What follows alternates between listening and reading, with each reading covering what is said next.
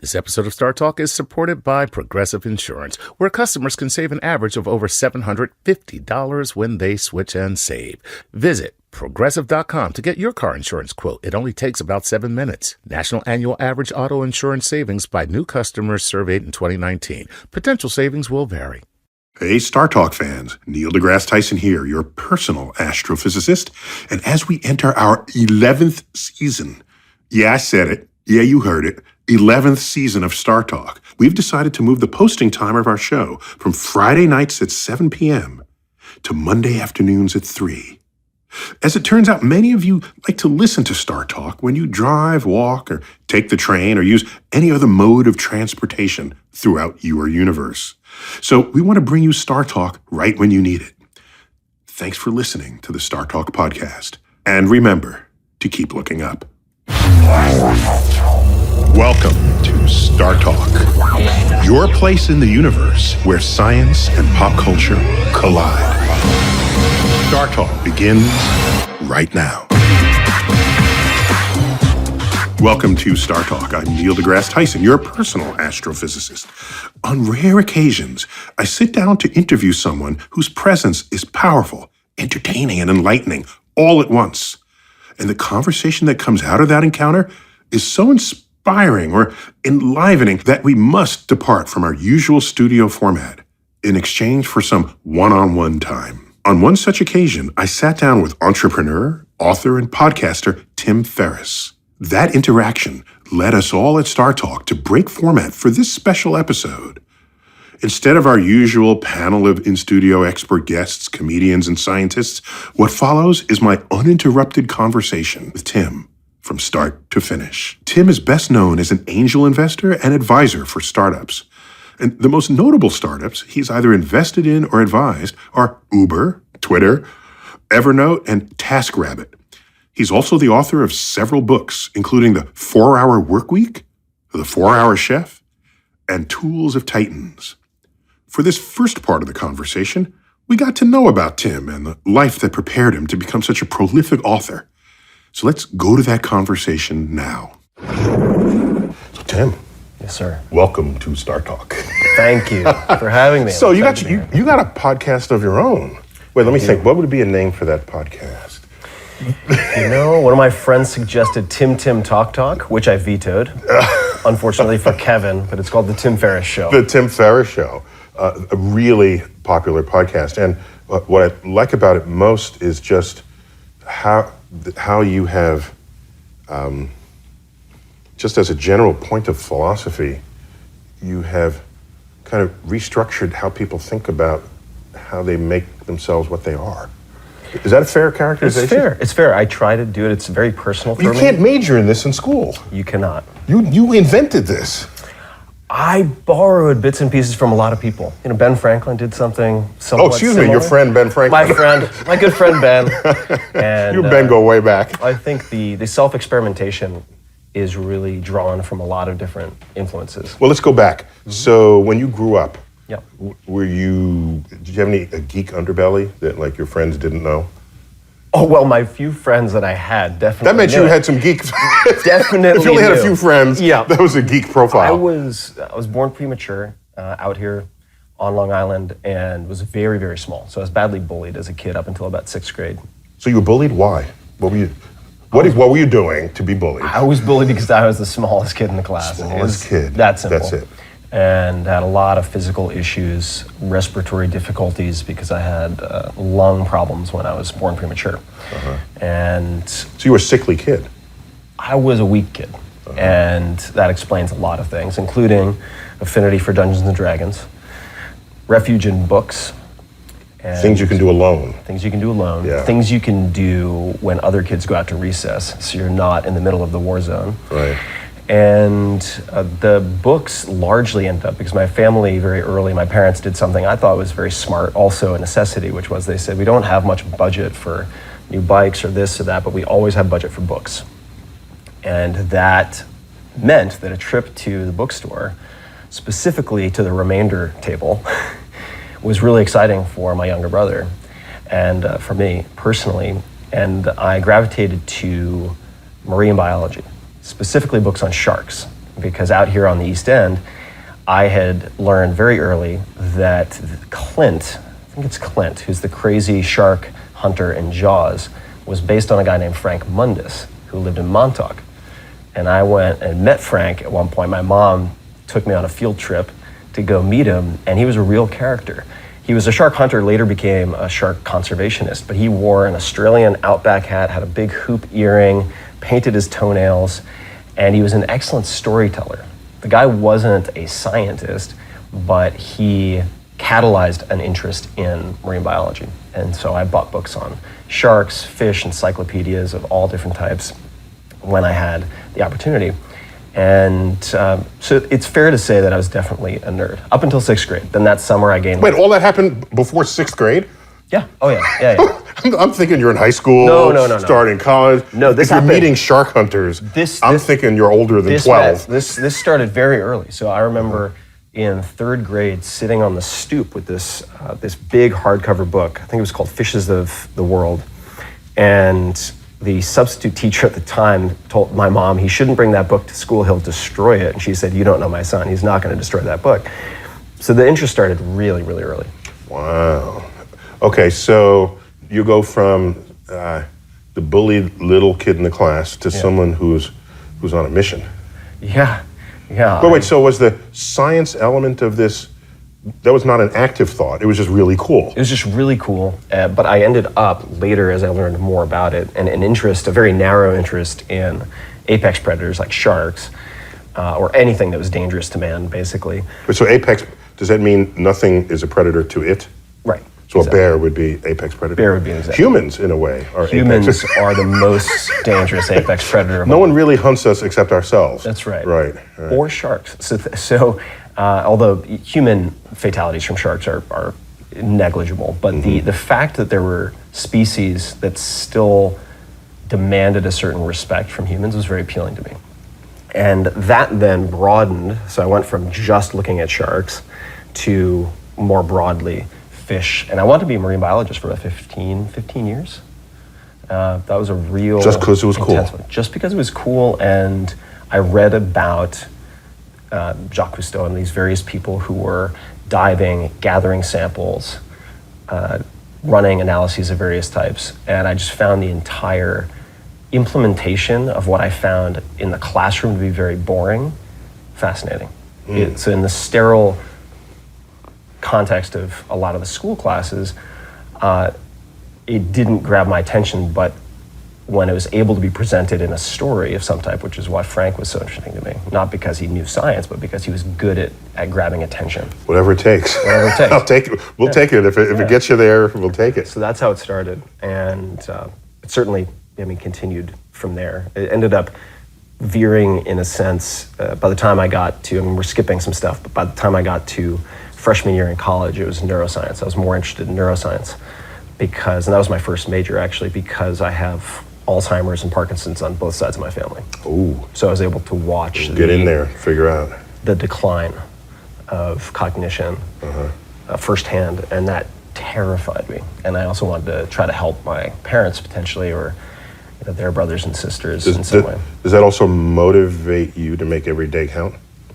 It does, and it also motivates me to not focus excessively on lifespan, but rather functional health span, and looking at how different types of interventions can extend functional health span, which you can define across a whole bunch of different parameters, but certainly not forgetting the person's name you're sitting with 5 minutes into a conversation would be part of that.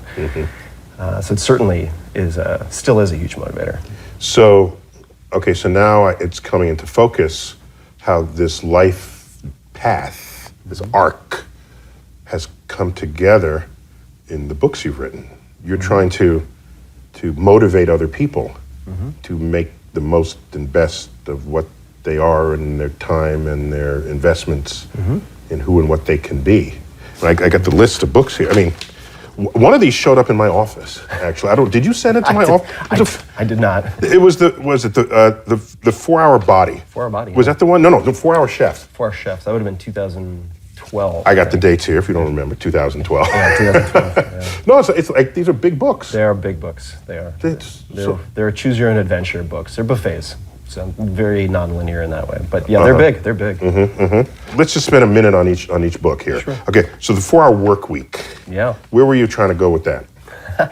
That book, that was an accidental book in the sense that Yeah, everyone writes books by accident. Well, it was accidental in the sense that after my senior thesis in college, on native English speaker acquisition of Chinese and Japanese characters. So I was looking at the semantic and phonetic, both pathways and tools that a native English speaker could use to accelerate the acquisition of East Asian writing systems. And how many majors did you have? I had one. So I started in neuroscience. We can talk about why I made the shift, but I was in psychology, technically, with a specialization in neuro, and then went to the East Asian Studies department with a concentration in Japanese. Okay. The 4-Hour Work Week came about because starting in 2013, that's not right, that's when I stopped. Starting in around 2003, I was invited back by an incredible professor I had named Professor Zhao, spelled Z-S-C-H-A-U. Amazing polymath of a guy. We could talk about him. How many polymaths anymore? That's you like an know, old world thing. And if you yeah. can find one in modern times, that's a That's fascinating great. fact. He was a competitive figure skater, a congressman, took a couple of companies public, and was a revered professor at Harvard Business School, among other places. Also taught computer science at Stanford before that.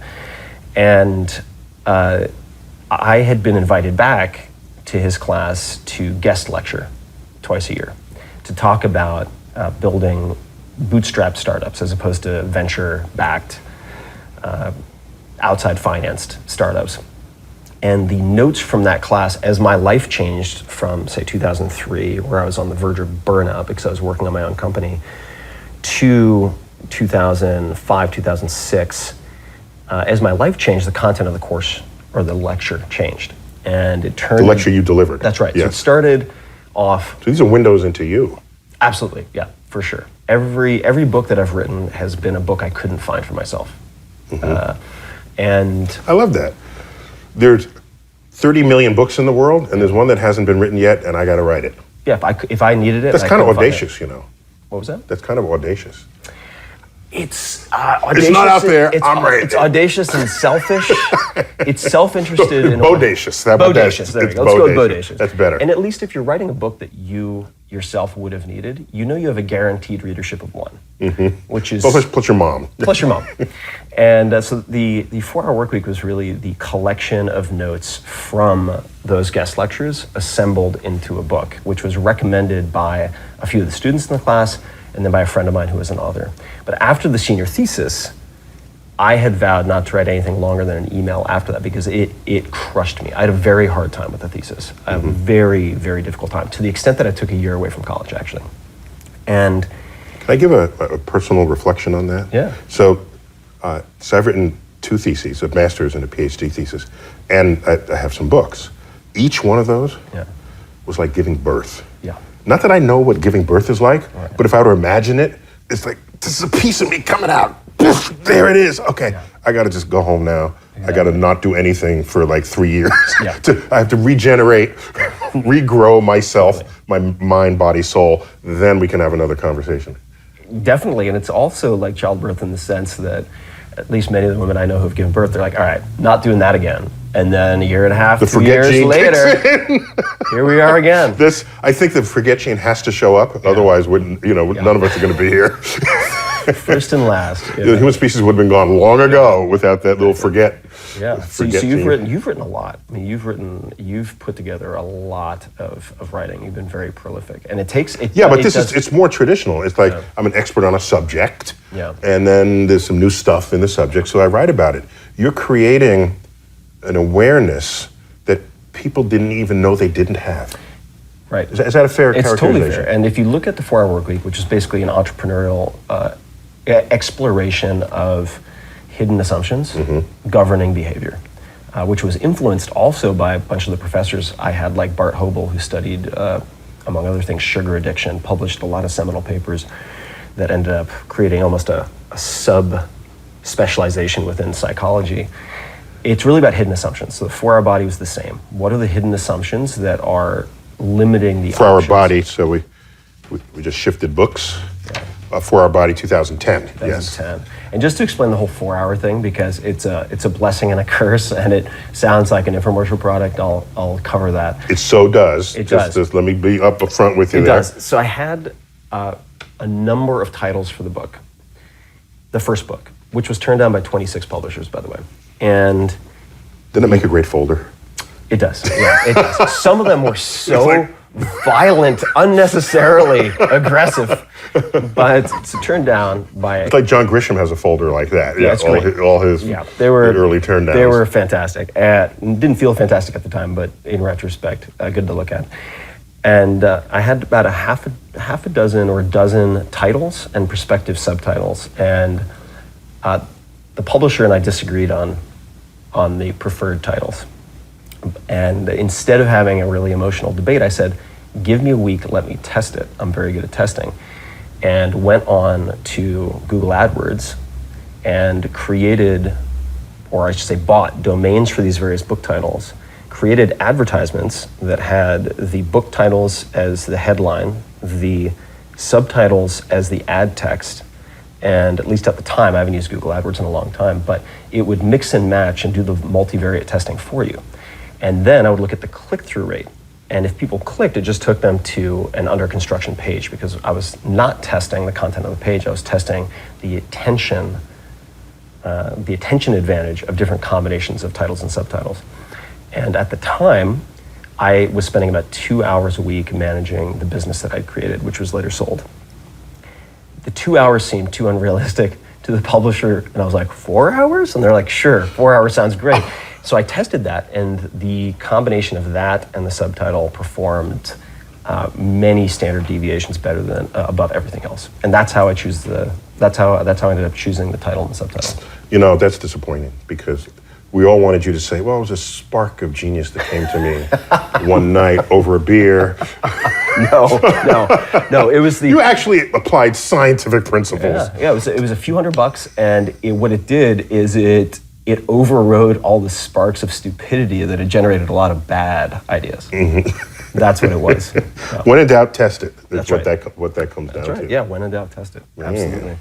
And so, your one that came out just recently. I haven't read that. So what's that about? Tribe of Mentors is really a collection of profiles of 130 or so what I would consider world-class performers, people who are at the top of their respective fields. That could be sports, it could be poker, it could be all of those things. Business, certainly. Singularly achieving people. Singularly achieving people, and what distinguishes them. And the way that I was able to discern what distinguishes them is by asking them all the same 10 or so questions. And what I enjoyed about that book, aside from the fact that it was nice to actually have 130 people write the book for me, which I'm not going to do for every book, but the first three. Another secret of the trade. First three brutalized me, so I decided to take a little breather on that and to see if it would work, and it did. What's nice about that is that you ask these people questions. What do you do when you feel overwhelmed or distracted?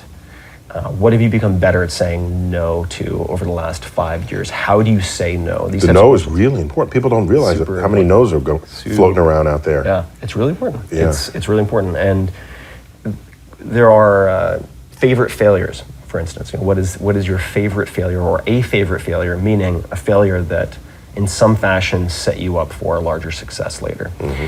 And the profiles are organized in such a way that you can spot patterns, because you'll see commonalities across some of those answers, which means, and this has certainly been my experience interviewing people on the podcast, that top performers in distinct fields often share more in common than they do with, say, the C players in their own field.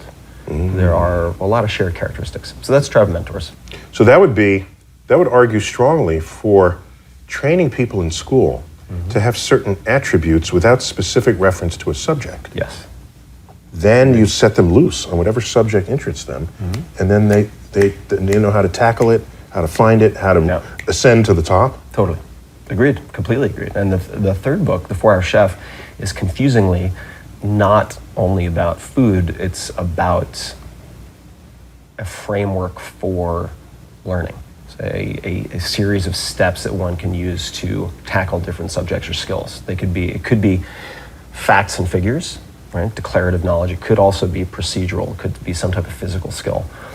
And I do think it's really important not to convince someone that their ability to learn is somehow siloed in a single domain. That's, I think, not just paralyzing in some respects, but it creates blind spots and it's dangerous. So that's a reason also that one of my most influential teachers was someone I never met, who is Richard Feynman. So I'm not a scientist, I'm not a physicist, but going to Princeton also, As an undergraduate. As an undergraduate. The interest began with Surely You're Joking, Mr. Feynman, as it did. Best-selling book of his. Incredible book. Not a big book either. No, it's not. Thinner than your books, by the way. By far. Just let the record by far show. Yes, more quality than quantity, for sure. And fat books. Surely You're Joking, Mr. Feynman. Skinny books. Okay. And what appealed to me so much about Feynman, and in the last couple of years, I don't do this kind of stuff ever, but I actually bought at auction a collection of his encyclopedias. That he owned and bought when he was 40. So I'm 42 right now. And the fact that he bought these encyclopedias at 40 with his track record and accomplishments up to that point was inspiring to me. That he would still have not just these references, but he would memorize large parts of the Encyclopedia Britannica. In any case, so Feynman appealed. You have his encyclopedic set. That's right. From his that he touched. From his office. Okay, fine. Yeah. And this just came up for auction? It came up very unusually for auction from a private collection. Almost none of his papers or belongings have ever gone up for auction. And there are a few friends of mine who, like me, are obsessed with a handful of people, including Feynman. One friend has actually given one of his sons the middle name Feynman, just to give you an idea. And he brought it to my attention. He said, just in case you haven't seen it, this is coming up. I'm afraid to ask you, if you have kids, what you named them. Probably not. That's a little scary at this point in this conversation. I'll leave. I don't want. Right. So no Feynmans yet. But the fact that he took this curiosity, it was more the curiosity than the accomplishments that appealed to me, and applied it to safe cracking, applied it to cryptography, applied it to music. And this ties into your question about teaching people to learn, or I should say your comment rather, of giving people a toolkit, and at the very least convincing them that there are certain principles that apply in a cross-disciplinary way. I think is super important. And so Feynman for me has always been a reminder to take the curiosity that I might be focusing in one place and try to take whatever I learn and see if it applies elsewhere. And that's certainly the case with a lot of the books. It's taking something that seems to work in one place and trying to apply it in another and seeing what happens. We got to wrap up this segment of Star Talk. Coming up, more of my one-on-one conversation with entrepreneur Tim Ferriss. See you in a moment.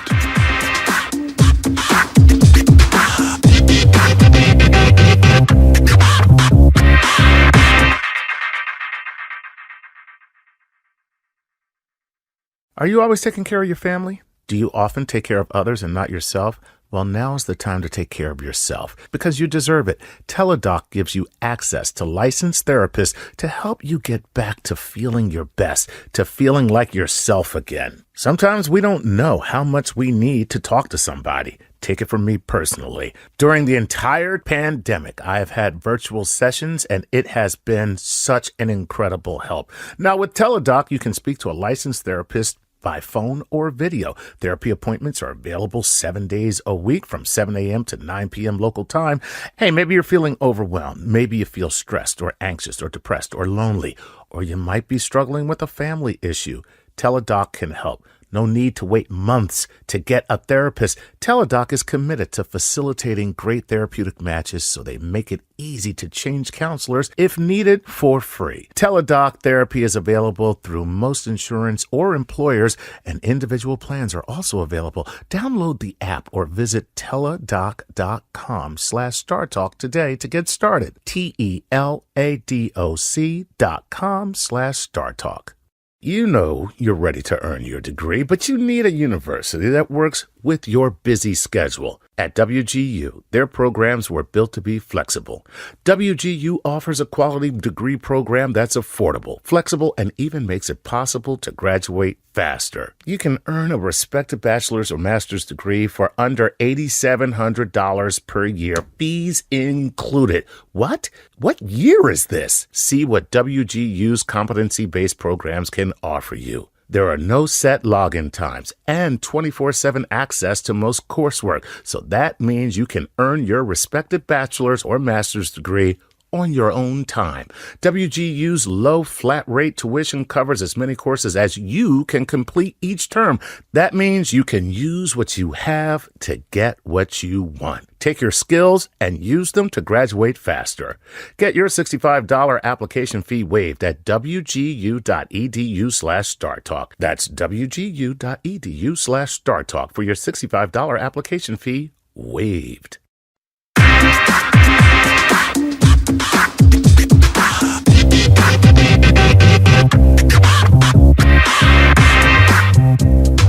Welcome back to Star Talk. We've been following my one-on-one conversation with entrepreneur Tim Ferriss. Let's get back to it. So, my crack team of researchers tell me that you've been into science fiction. So what prompted that? I've been interested and have loved science fiction for a really long time. Fantasy as well, but science fiction included. And it started with a recommendation from my mom, who said that I should read A Stranger in a Strange Land by Robert Heinlein. And that really captured my imagination. And I felt like there was a lot you could learn from it, as I also feel about a lot of the science fiction I've read since. Dune, certainly. If you want to learn about leadership, I think Dune is a fantastic book. You don't have to read nonfiction necessarily. World building, I mean, that's a great example of world building.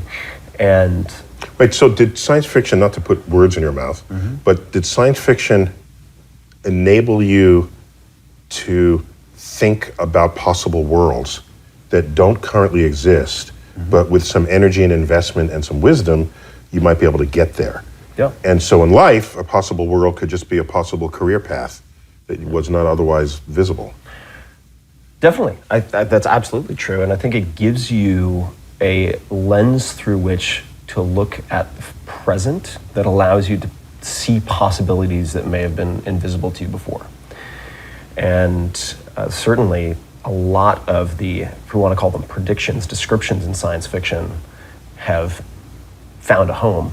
Whether that's a self-fulfilling prophecy or not is a separate question, but A fun question too. it's a fun question. Yeah. It's sort of the art imitates life imitates art conversation. But it allowed me to look at things differently, and I enjoy finding prompts and tools that allow or force me to look at things differently, and that's taken the form of science fiction. You can do a lot of experiments with sensory substitution and all sorts of weird things that we could talk about that definitely force you to perceive the world differently. We're getting there. Yeah, Okay. and the science fiction and love of science fiction has continued. So more recently, after the classics, Dune and so on, you have people like Ted Chiang, who has an amazing collection of short stories. I think it's called Stories of Your Life and Other Stories. But one of his short stories, Story of Your Life, was adapted and turned into a film, Arrival, which is an incredible film that gets into language and all sorts of topics that I appreciate. And It's not every film where a linguist is the star. It's the star, and it's so. By the way, just to be clear, there's a movie with that title from the 1990s starring Charlie Sheen. Yes. So, that's true. and then there's one more recent in the 2010s. Yeah, that's right. Arrival. Yeah. Which is an incredible story and an incredible film because it uses the allure and the sexiness of science fiction to delve into topics and questions that might otherwise be very sterile, like how does language affect your thinking? How does language, if at all, affect your perception of time? And this came about because of our attempt to communicate with aliens. With aliens. That they were trying to communicate with us. Who communicate with us. Have a conversation. Through basically these Rorschach ink blot pictograms. Right. And as someone who studied Japanese and Chinese and so on as an undergraduate, specifically the writing systems, I just loved that. And it's a Trojan horse for getting people interested in subjects that might otherwise be too sterile. Mm-hmm. So that's another aspect of Trojan horse in a good way. In a great way. In a great way, yeah. Okay. In a great way. Most references to Trojan horses, especially with viruses, computer viruses, are negative. This is a positive smuggling. Get in the door and then you explore the new city you just... That's right. This is benevolent idea smuggling. Yes, yes. What's your fascination with psychedelics? Is this... you have a background interest in neuroscience. I do, yeah. So is there a connection there? There is a connection, and it's also very personal, and I can talk about that. But I'll talk about the neuroscience first. The interest in neuroscience, that was actually one of the contributing factors for also looking at psychology first. And when I was at Princeton, aside from Bart Hobel and some other professors who had an impact on me, I was attracted to the work of Professor Barry Jacobs. And Barry Jacobs focused on, among other things, monoamine neurotransmitters, such as serotonin. Looked a lot at serotonin and sleep. He also... Chemistry of the mind. Chemistry of the mind. And he had looked also quite closely at hallucinogens and their impact on various types of mental function. I'm betting he didn't teach a class in that. He did not. Okay. He did I'm just not. thinking. I don't know for sure. Thinking. He did not, but I wrote one of my junior papers on the physiological similarities, so I guess you could call it biological similarities, at least as we measured them at the time, between LSD or LSD-25 and REM sleep. It turns out there's a lot of common ground, which is really, really fascinating and could explain some of the later findings related to not just LSD, but a lot of these serotonin 2A agonists, which a lot of these psychedelics are, meaning that they activate or bind to these serotonin 2A receptors. There are many other receptors that are impacted. So, right, but it's one thing to have an academic interest in hallucinogenics. Right. Another thing that if you're sort of a life coach, that implies there's some practicality that you can bring to bear. Yeah, and I definitely view myself more as a human guinea pig who reports the findings more than life coach. But the personal reason for looking so closely at psychedelics, and more recently taking almost all the energy and capital I was applying to startups and applying it to science, is that my family, aside from having Alzheimer's and Parkinson's on both sides, also has severe depression on both sides, whether it's chronic treatment resistant or bipolar. And that is something that I struggled with for many decades. And it's only really... Well, you're not that many decades old. That's true. I mean, 42. But since I was 42. Yeah. Many decades. Many decades. Many decades. Handful of decades. I can talk about many decades. Handful you of decades. Can't. All right. Okay. A handful of decades. Thank you. Several decades. One handful of decades. I've suffered a major depressive episode, I would say, at least every 6 months. And in the last 5 or 6 years, with many different interventions that we could talk about, not just pharmacological, have not experienced a single extended depressive episode. That's very atypical. And that's the personal driver behind looking at some of these compounds that in the literature and certainly anecdotally, whether it's at a therapeutic dose or a large dose or a microdose, seem to impart lasting anti-anxiety, so anxiolytic and antidepressive properties. And this has been looked at places like Johns Hopkins and others. What makes it so compelling to me is that you have many what would be considered often intractable psychiatric conditions, eating disorders like anorexia, highest mortality rate of any psychiatric disorder, addiction of various types, nicotine, opiates, obsessive compulsive disorder, depression, chronic anxiety, which may actually all be variations of the same thing. When you look at functional MRIs and so on, it's specifically something called the default mode network. So personally, it was the depression. So functional MRIs, you actively monitor the brain activity. That's right. While you know what the person is thinking. That's right. So you can track it. That's exactly right. Or after you've administered them a given drug. And the psychedelic scientific exploration was suspended effectively late 60s, early 70s onward when the Nixon administration placed many of the classic psychedelics in Schedule 1 for political and not scientific reasons. Schedule 1 meaning high potential for abuse, no known medical application. Heroin. Yeah. Exactly, with corresponding penalties. So that's jail. Yeah, the legal side effects. Corresponding penalties. Jail. Yeah, the legal side effects are very, very stiff.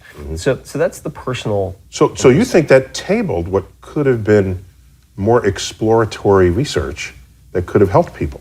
Is that what you're absolutely, suggesting? 100%. Not just for therapeutic applications, because you find that in some instances, let's take nicotine addiction as an example. Dr. Matthew Johnson at Hopkins has looked very closely at nicotine addiction, and with, I want to say 2 or 3 administrations of psilocybin, which is thought to be the most active molecule from a psychedelic perspective in magic mushrooms, so-called magic mushrooms, psilocybin mushrooms. You can synthesize psilocybin, administer it 2 or 3 times with psychotherapy. This is not a daily drug. And 6 months later, I want to say 6 months later in this study, which people can look up, there was around an 80% abstinence rate, 6 months post. Compare that to the current best intervention or drug available, which is going to be taken constantly. And that might be high 20s or low 30s. So it's some. Yeah, it gives people some hope. It's some, but not statistically strong hope. Yeah, you're looking at a huge improvement. And with the antidepressive effects in many subjects can also last on the order of months. That's from 1 or 2 administrations. This is not a daily drug. So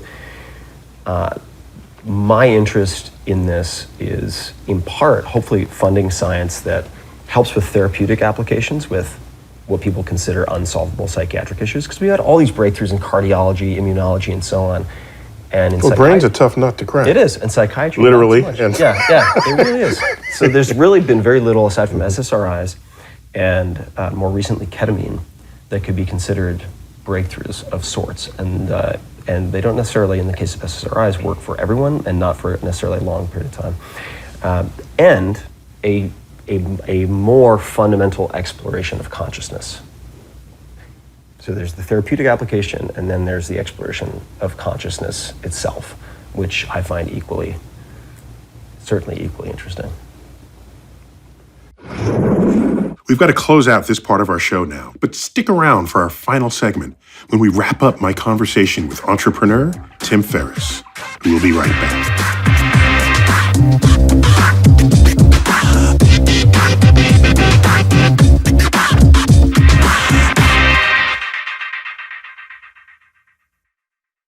We'd like to give a Patreon shout out to the following Patreon patrons: Eric Morales and Solomon Nadav. Thanks, guys, for helping us as we make our way across the cosmos. And if you would like to get your own Patreon shout out, make sure that you go to patreon.com/StarTalkRadio and support us.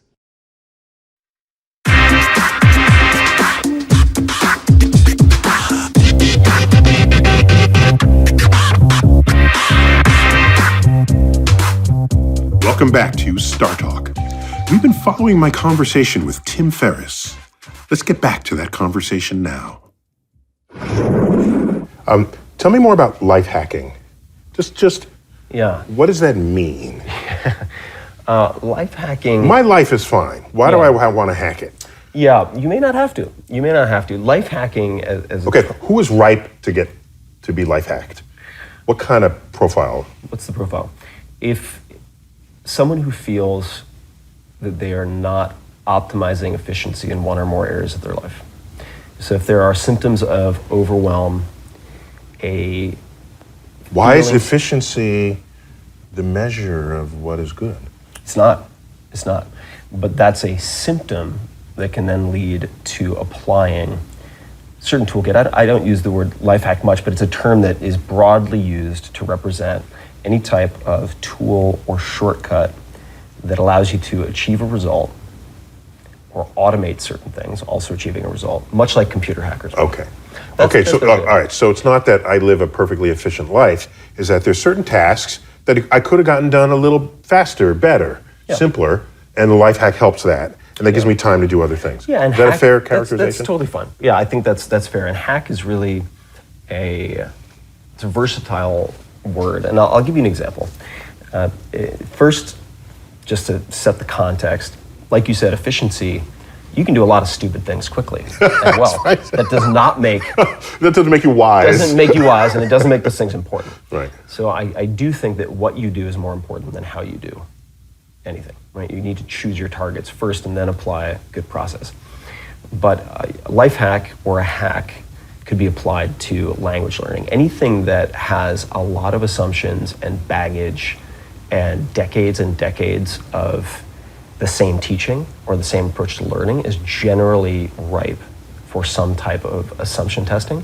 And that's where you find approaches that may be much, much more effective. Interesting. Why not admit that maybe because it's been done this way forever, that is the best way? Someone already hacked it 100 times, and there are no more hacks left for you. That might be true, but that is a hypothesis worth disproving. Right? It's like if Karl Popper, like science is falsification, all right, great, let's try to falsify. Because the worst case scenario is we figure out, okay, guess what? This painful, rote approach that we have is the best of breed. Sorry, pal, there's no fast shortcut through this. So that relates to meta learning? It does relate to meta learning. In what way? Well, meta learning is a systematic way of approaching learning a new skill or subject. And does it assume you don't know anything about it at first? So it does. There's a colleague of mine. He said he was never good at swimming. And I said, well, how do you know? Well, the first time I tried, I flailed in the water and everyone passed me in the race, so I just gave up. So that was his measure that he would never be good in swimming. Yeah. But I was not convinced of that. Oh, sure. Well, that's not much of a data set, is it? But it's not a data, it's like a really crappy data set. No. We're assuming that your first time out, if you don't shine, Yeah. then you'll never be great later on. Yeah. And I think that a lot of people who could continue to ascend Yeah. if their interest and ambition directs them. Yeah. So you have ways of making this happen. I do, and it's. I'll give you a very concrete example, because you mentioned swimming. So I couldn't swim, meaning to one end of the pool and back, let's just define it that way, until I was in my early 30s. I grew up by the ocean, and I had a huge fear of sharks. Of sharks. Not so much of sharks, but That's why you don't want to swim. of drowning. I had a very acute fear of drowning. And anxiety. And anxiety about it, and I did not have confidence in my ability to swim. And it looks bad if you're at 30 years old and you got those little those little arm, floaties on your arm. floaties on your arm. You're not going to be. You're not getting a date that night. It's not happening. Ladies, it's not the best approach. And what changed that is a friend introduced me to a method of swimming that was very counterintuitive called total immersion.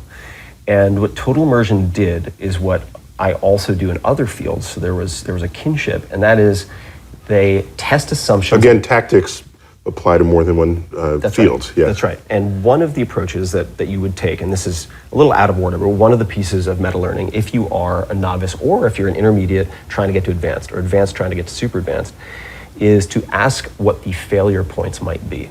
What are the factors that could cause me to quit, specifically? And in my case, what were the things I disliked about the lessons I had taken? Because I had tried lessons, not just once, but many times, because I had a friend hold me accountable. We assigned each other New Year's resolutions, and mine was to do a 1 kilometer race. Swimming, and I couldn't do one pool length, full length. And total immersion does this with swimming. So what are some of the failure points? Kicking.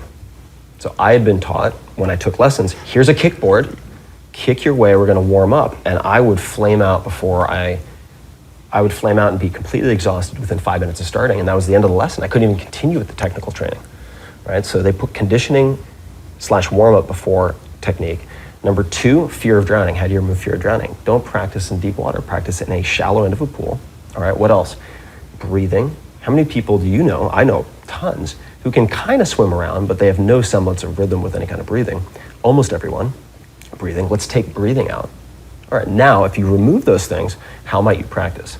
You could practice by kicking off a wall in shallow water and practicing gliding so that you develop the proper fuselage position, right and left, and begin to understand what? Hydrodynamics. Because when most people swim, they keep their heads up, and 90% of their energy is going into keeping their heads up, and less than 10% is actually propelling them forward.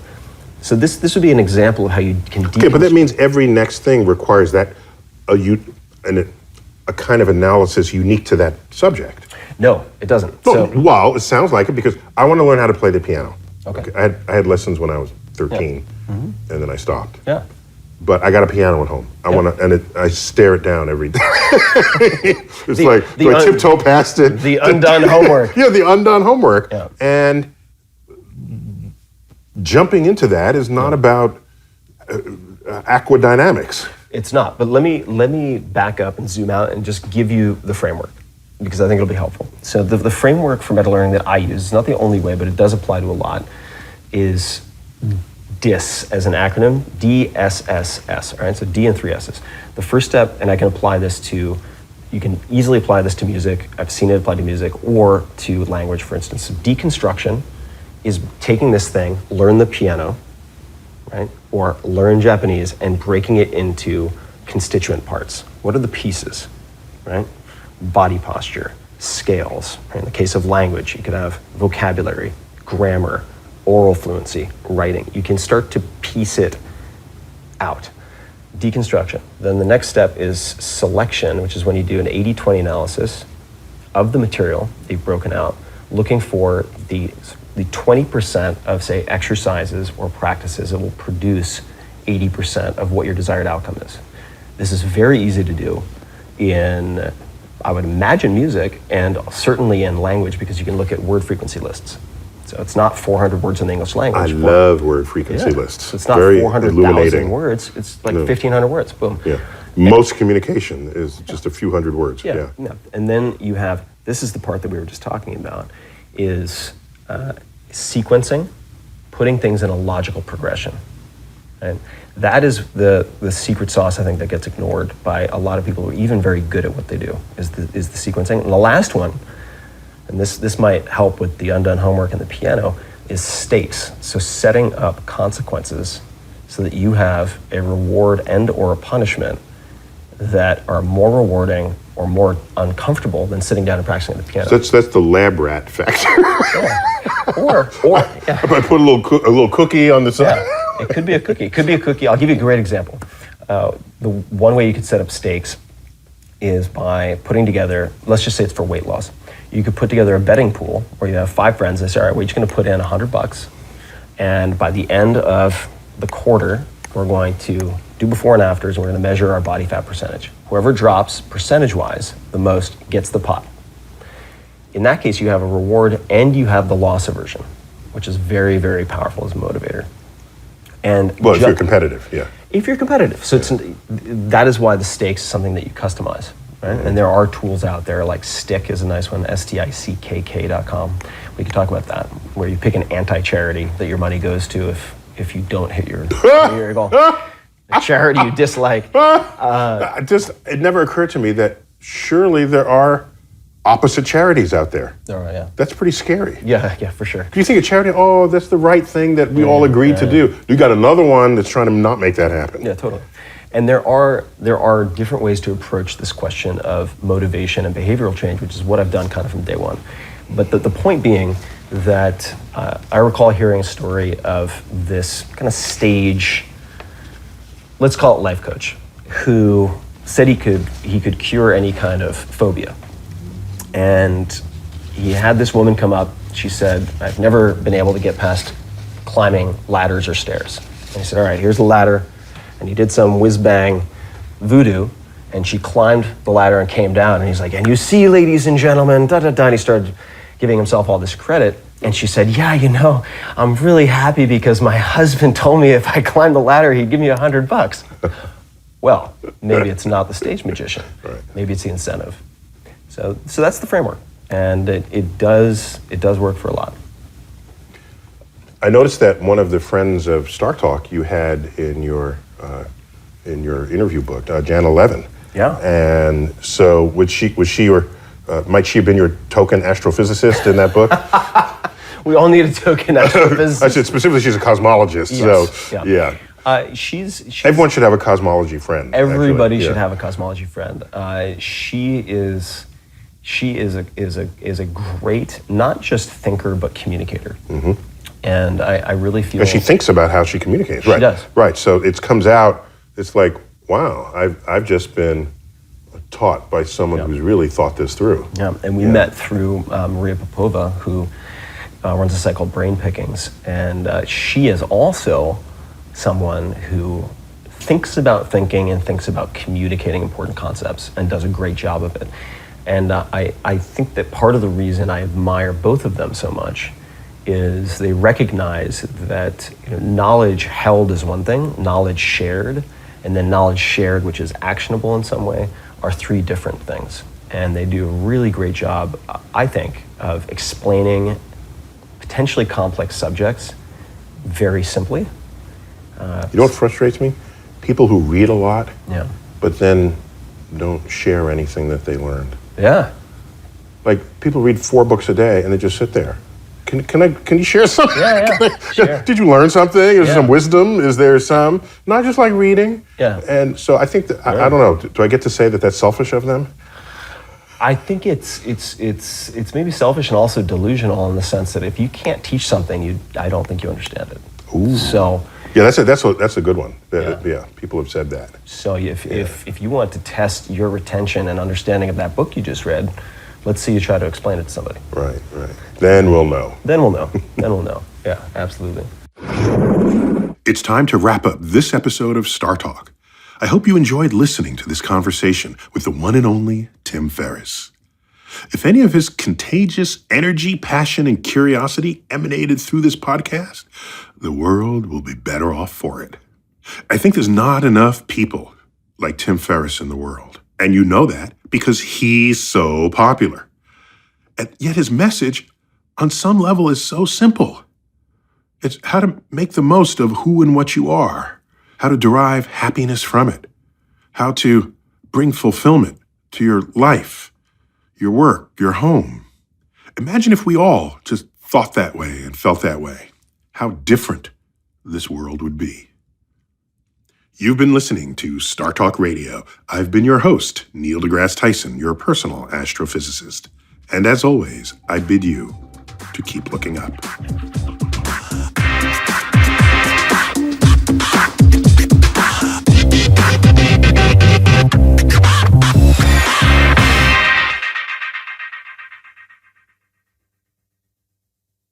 So you're ready to earn your degree, but you need a university that works with your schedule. Well, WGU and their programs are built to be flexible. WGU offers a quality degree program that's affordable and even makes it possible to graduate faster. Plus, you can earn a respected bachelor's or master's degree for under $8,700 per year, fees included. That's right, you heard me.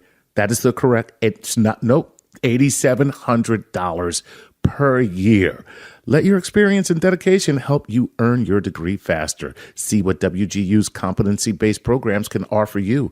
With no set login times and 24/7 access to most coursework, you can really earn a respected bachelor's or master's degree on your own schedule.